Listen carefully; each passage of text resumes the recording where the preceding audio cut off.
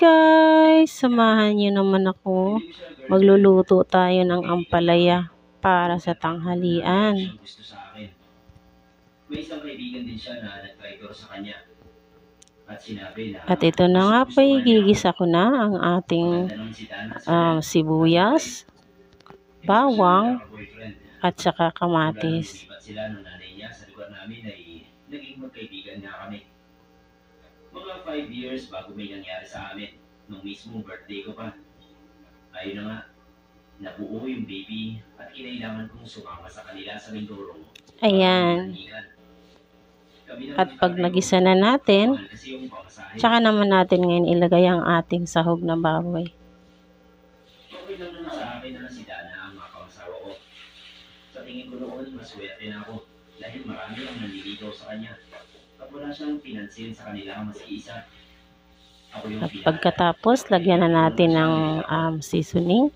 Kung anong gusto niyo ilagay, paminta, asin, bechin, or magic sarap, or kahit anong gusto niyo ilagay. Ilagay niyo na muna dyan para habang naluluto ay malasa siya. Ayan, at atin naman ngayong haluin ang ating pangsahog na itlog. Minsan daw ay ginagawa talaga yun ng lolo niya. Nung magkasama ulit kami sa taniman, binanggit ko kay Lolo Tonyo yung tungkol sa lalaking nakita ko nung gabi. Natigilan din siya at saglit na nag-isip. Tapos sinabi niya sa akin na sa susunod na makita ko ulit ay iwasan. Ayan, luto na po ang ating pangsahog, kaya pwede na nating ilagay ang ating ampalaya. Sa tingin pa niya ay aswang yun? Hindi niya sinagot yung tanong ko. Basta sundin ko na lang daw ang sinabi niya. Iwasan ko raw ang kahit na sinong hindi ko kilala sa islang yun.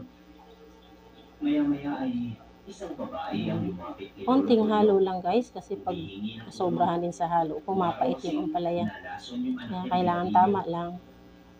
Sinabihan ako ni Lolo Tonyo na manatili sa... Hinaan nyo lang ang apoy para hindi siya masusunog. Kasi wala siyang tubig. Yan, ilagay naman natin ngayon ang ating itlog. Gamutin ni Lolo yung nalason.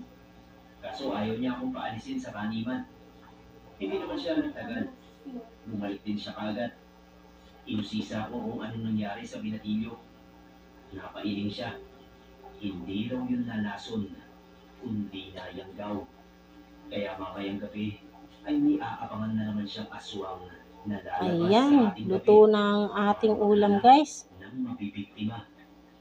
Sabi ko kay Lolo Tonyo, baka naman pwede niya akong isama.